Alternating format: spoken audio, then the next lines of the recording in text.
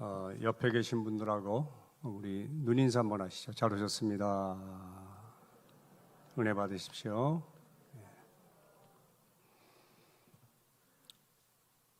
히브리서의 총 주제는 우월하신 예수 그리스도입니다. 예수님은 선지자들보다 우월하시고 또 예수님은 천사들보다 우월하십니다. 그리고 예수님은 모세보다도 우월하고 율법보다도 우월하고 대제사장인 아론보다도 우월하신 분이십니다. 그럼에도 불구하고 우리를 대신하기 위하여 오신 예수님은 온전한 사람이셨습니다. 식물은 사람을 대신할 수가 없죠. 동물도 그렇고요. 천사도 사람을 대신할 수 없습니다. 오직 사람만이 사람을 대신할 수 있는데 사람 중에서는 죄 없는 분이어야 했습니다. 그래서 예수님은 우리와 똑같은 사람으로 오셨지만 그분은 죄가 없으신 분이셨습니다. 그리고 우리를 대신하러 오신 그분은 사람을 잘 이해하고 아는 분이어야 합니다. 특별히 인간이 안고 있는 근본 문제, 죄의 문제, 죽음의 문제, 죽음 후에 심판의 문제, 심판 후에 있는 영원한 지옥 형벌에 대한 문제를 심각하게 인식하는 분이어야 합니다. 동시에 그런 문제를 안고 있음에도 불구하고 인간 스스로가 그 문제를 해결할 만한 능력이 전혀 없다는 사실까지 우리를 대신하실 그분은 아셔야 했습니다. 예수님은 육신을 입고 오셔서 우리 인간의 연약함을 채우라시고 질고도 채우라시고 친히 배고픔도 시험도 갖가지의 고통도 다 채울하셨습니다. 그러기에 그 예수님께서 구속사역의 클라이막스라고 하는 십자가를 앞에 두고 육신적인 고심을 안 할 수가 없었습니다. 깊은 갈등을 하시고 고민을 하시고 슬퍼하시고 그리고 극심한 고통을 겪으셔야 했습니다. 혹자들은 그렇게 말을 해요. 예수님은 하나님의 아들이기 때문에 맞아도 안 아프고 십자가에 달려도 그 고통이 우리와 다를 것이다. 만약에 그것이 사실이라면 예수님은 우리를 위해서 십자가에서 온전한 대속을 이룰 수 없겠죠. 이루셨다면 그것은 가상적인 고난이고 가상적인 대속이 될 것입니다. 예수님이 겪으신 내적, 애적의 고난들은 몽땅 죄인인 우리가 마땅히 겪어야 될 고난과 똑같은 고난이고 또 그분은 하나님의 아들이시오 죄가 없는 분이기 때문에 그 고난이 심적으로 영적으로 더 크셨으리라 그렇게 볼 수밖에 없습니다.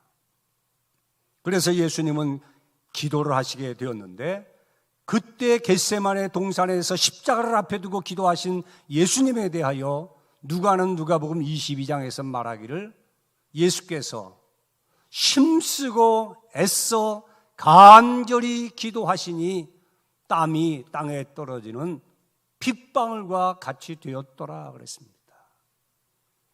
이 말씀에 근거해서 오늘 읽은 히브리서 5장 7절이 기록됐는데 그는 육체에 계실 때 자기를 죽음에서 구원하실 이에게 심한 통곡과 눈물로 기도와 소원을 올렸고 그의 경건하심으로 말미암아 하나님의 들으심이 되었다고 증거하고 있습니다. 과연 무엇이 그 예수님으로 하여금 그렇게 심한 통곡의 기도를 드리게끔 했는가? 무엇이 예수님으로 하여금 펑펑 눈물을 쏟으며 울부짖게 했는가?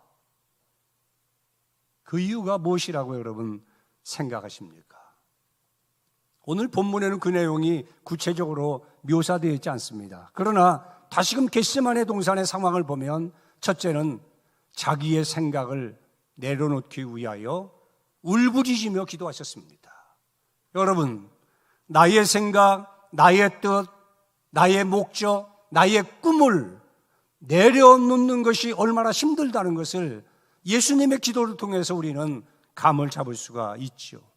그것이 해결되지 않고는 하나님이 기뻐하시는 뜻을 수용할 수 없기에 예수님은 그렇게 울부짖으며 인간의 한계를 뛰어넘기 위하여 그렇게 기도하셨습니다. 내려놓는 것으로 끝이 아니죠. 하나님의 선명한 뜻을 품고 이루어 드려야 하기 때문에 그것을 감당하시기 위하여서 예수님은 심한 통곡과 눈물로 하나님 앞에 3번씩이나 반복해서 기도를 하셨습니다. 다른 복음서에 보면 얼굴을 땅에 비벼가면서 애절히 기도하셨다 그러셨습니다. 그것으로 충분하지가 않습니다. 예수님이 심한 통곡과 눈물로 기도하신 이유 중에 또 하나는 그는 심한 통곡과 눈물로 기도를 올렸고 간구와 소원을 하나님 앞에 드렸다 그랬습니다. 예수님에게는 분명한 소원이 있었습니다. 여러분, 소원이 분명하면 기도는 뜨거워지게 되어 있습니다. 확실한 소원이 예수님의 마음, 예수님의 중심에 있었기 때문에 예수님의 기도는 진지할 수밖에 없고 절절할 수밖에 없고 열렬할 수밖에 없었어요. 기도가 약한 것은 소원이 없기 때문이고, 소원이 있음에도 불구하고 기도가 약하다는 말은 그 소원이 하나님이 원하는 소원이 아닐 경우가 많지요. 빌립보 2장 13절에 보면 너희 안에 행하시는 이는 하나님이시니 자기의 기쁘신 뜻을 위하여 너희로 소원을 두고 행케 하신다고 말씀하셨습니다. 하나님이 어떤 뜻을 이루고자 하실 때는 막연하지가 않습니다. 그 뜻을 이루고 싶은 당사자의 마음속에 끓어오르는 소원을 주셔가지고 그 소원을 붙들고 기도할 때 능력을 주고 능력으로 그 일을 이루시도록 그렇게 역사하십니다. 그러므로 하나님을 믿는 종들이나 하나님의 뜻대로 살기를 원하는 성도라면 분명한 소원이 그 마음속에 있어야 됩니다. 오늘 우리가 기도가 약해지고 기도가 흐릿해지는 이유가 무엇입니까?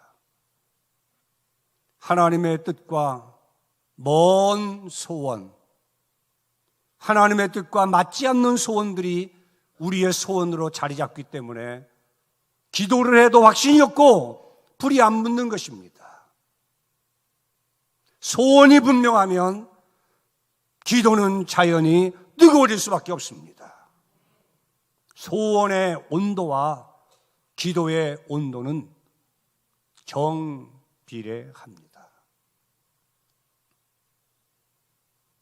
그리고 예수님의 심한 통곡과 눈물의 기도를 통해서 우리에게 주시는 아주 중요한 교훈 중에 하나는 우리의 기도가 얼마나 절절하고 뜨거워야 되는가를 보여주시는 거죠. 우리는 상황을 보고 현실을 보고 자기가 처한 형편을 보면서 된다 안 된다를 결정하고 될 수 있으니까 되고 안 되니까 안 되고 믿는 사람으로서 믿는 사람의 믿음과 삶을 누리지 못할 때가 참 많습니다. 그러나 기도할 수 있고 우리의 기도를 들을 수 있는 그분이 우리 아버지시고 그분이 전능하신 분이시라면 기도하는 성도와 주의 종들 앞에서 그 무엇이 가능하고 무엇이 불가능한 것이 있겠습니까? 모든 것이 가능한 것입니다. 다만 문제는 우리가 얼마나 그분을 붙들고 뜨겁게 기도하고 절절히 기도하고 애절히 기도하느냐에 달려 있는 것입니다.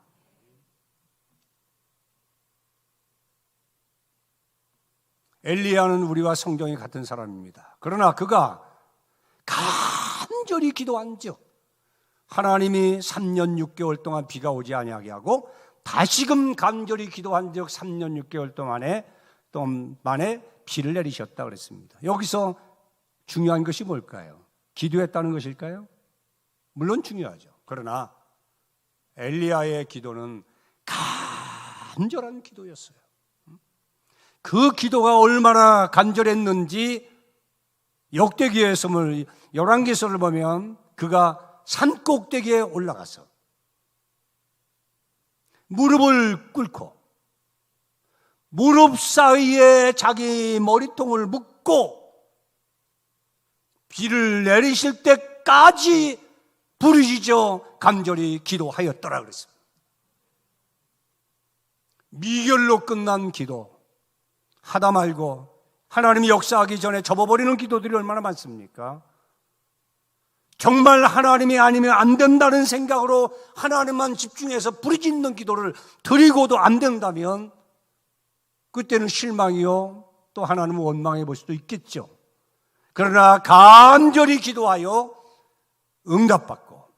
응답받으며 살아가는 것은 하나님의 뜻입니다. 어느 날 이사야 선지가 히스기야를 찾아와서 왕이여, 하나님께서 나를 보내셨는데 당신은 죽고 살지 못한답니다. 그러니 집안 가산을 정리하고 유언을 남기십시오. 그리고는 씩 떠나버립니다. 그 비보를 듣고 히스기야는 낯을 벽으로 향하고 여호와여 구하오니 내가 진실과 전심으로 주 앞에 행하며 선히 행한 것을 기억하옵소서 하고 통곡하였더라. 세상 모든 권세를 거머쥔 왕도 하나님 앞에서 기도할 때는 낯을 벽으로 향하고 오직 하나님만 바라보고 자존심 체면 가리지 않고 집중해서 통곡하면서 예수님이 드린 그 기도를 드렸단 말입니다. 그리할 때 하나님께서 궁궐 돌아서는 이사야의 마음에 다시금 응답을 주시죠. 내가 내 종 히스기야의 눈물을 보았고 그 기도를 들었노라. 내가 그의 생명을 15년 연장시킬 것이요 아수르의 군대로부터 구원할 것이요 3일 만에 건강을 회복하여 여호와의 성전에 나가게 하리라. 공통점이 뭐죠? 엘리야나 히스기야나 간절한 기도를 드렸단 말입니다. 예수님께서 자기 고향에서 복음을 전하셨습니다. 그러나 고향 사람들이 예수님을 배척하고 침뱉고 욕하고 떠나갑니다. 그때 모여있는 무리와 제자들에게 이런 말씀하시죠. 엘리야 시대에 이스라엘 안에 많은 과부들이 있었지만 하나님께서 그들에게 엘리야를 보내지 아니하시고 저 시돈 땅, 이방 나라 그 먼 시돈 땅에 있는 사렙다 과부에게 엘리야를 보내셨느니라. 그리고 이어서 엘리사 시대에 이스라엘 안에도 많은 나병 환자가 있었지만 그 중에서 나음을 받은 자가 없고 다만 이방 나라 사람 시리아 나만 장군 한 사람이 고침을 받았느니라. 무슨 말이죠? 하나님을 믿는다고 하는 이스라엘 안에 그 많은 과부들이 있었지만 어려움을 겪고 문제를 만났음에도 불구하고 그들은 하나님을 찾지 않았다는 말입니다. 하나님이 필요하다고 말하지 않았다는 거예요. 간구하지 않았단 말입니다. 그러나 이방인임에도 불구하고 그 먼 나라 그 구석진 곳에서 하나님을 애절히 찾는 그 여자가 있었으니 그 여자가 사렙다 과부죠. 하나님을 필요로 하는 그 사람에게 하나님의 사람을 보내서 그의 문제를 해결해 주신 것입니다. 나만도 마찬가지입니다. 간절한 기도, 애절한 기도, 절절한 기도, 뜨거운 기도는 하나님의 능력을 끌어당기는 힘이 있는 거예요. 하나님은 은혜 줄 자에게 은혜 주셔요. 복 주실 자에게 복 주십니다. 그 여러 가지 조건이 있겠지만 하나님 외에는 대안이 없다고 생각하며 그 하나님을 애절히 찾는 그 사람, 그 하나님의 종들, 그 기업, 그 자녀, 그를 하나님이 도우십니다. 오늘 우리는 이 기도 드리기 위해서 하나님 앞에 나왔습니다. 끝으로 제가 개인적으로 좋아하는 안도연 시인의 너에게 묻는다 하는 시 첫 소절을 소개하고 말씀을 마치겠습니다. 너에게 묻는다 안도연, 연탄재 함부로 발로 차지 마라. 너는 누구에게 한 번이라도 뜨거운 사람이었느냐? 여러분 같이 기도하십시다.